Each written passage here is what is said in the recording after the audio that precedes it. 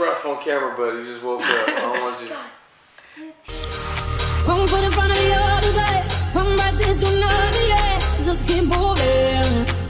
Oh, look what I'm for this time today. Listen up for the voice to say. Just keep moving. Go, go, go. Figure it out. Figure it out. Don't stop moving. Go, go, go. Figure it out. Figure it out. You can do this. From my love, keep on running. You recording? Yeah, I'm recording. Okay.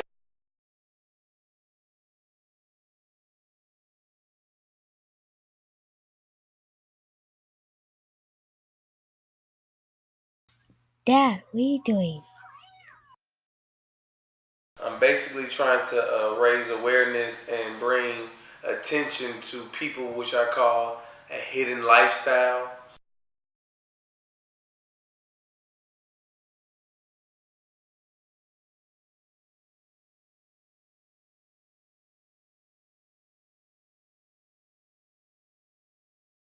Because basically when my son was, or when I was introduced to my son being diagnosed with autism at the age of 3, it broadened my world of what I wanted to do, or what I wanted this world to be like, I guess. You know, I wanted to play a part in that, so.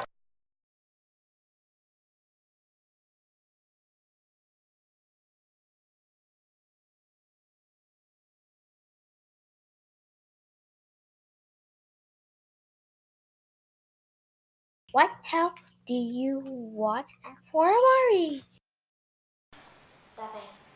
That's hilarious.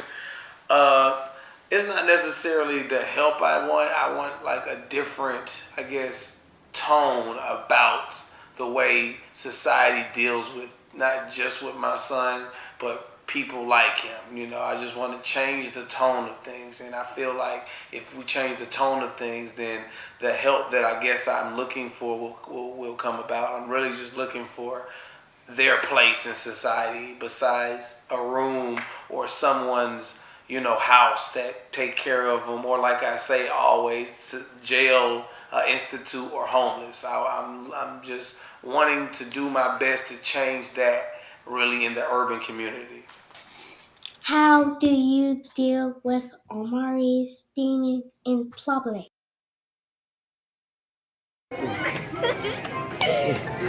Why are you so happy? You just gonna flap your hands, buddy?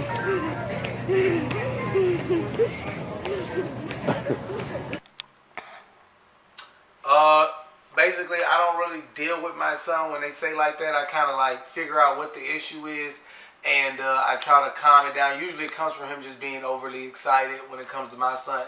Now I understand when it comes to autism, the spectrums are different ranges. Some people you'll see frustration in public, you'll see excitement in public. It comes out differently.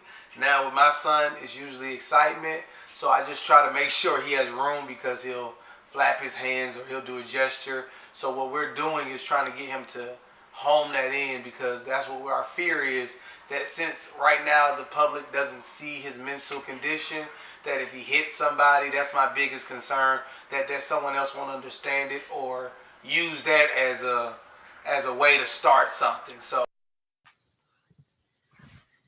Dad, how did you feel about me being born autistic? well, I had mixed feelings about it at first because it was a new thing to me. I didn't know how to feel about it. I think the first thing I felt was denial. Like, you know, I think that's everybody's first thing. Like, ain't nothing wrong with my baby, you know.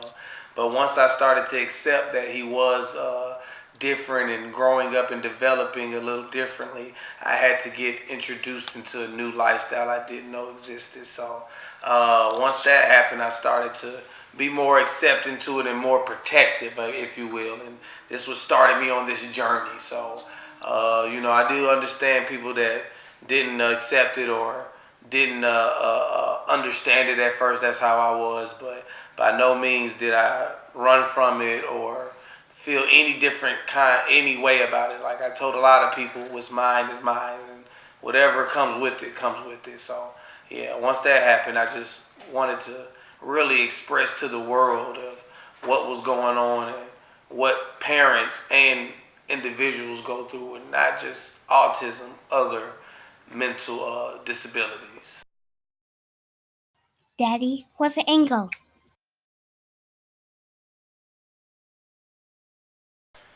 My real end goal was basically at the end of the day, when I hit the dirt, when I leave this earth, I wanted my son to basically have a lifestyle that he was able to maintain and be comfortable with like anyone else. That was really my biggest worries, my biggest concern.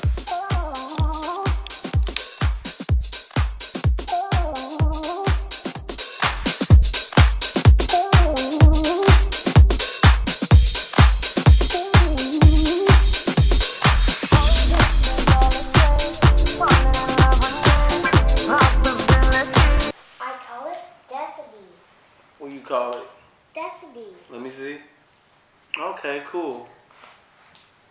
All right. See, that's a good clip. Yeah.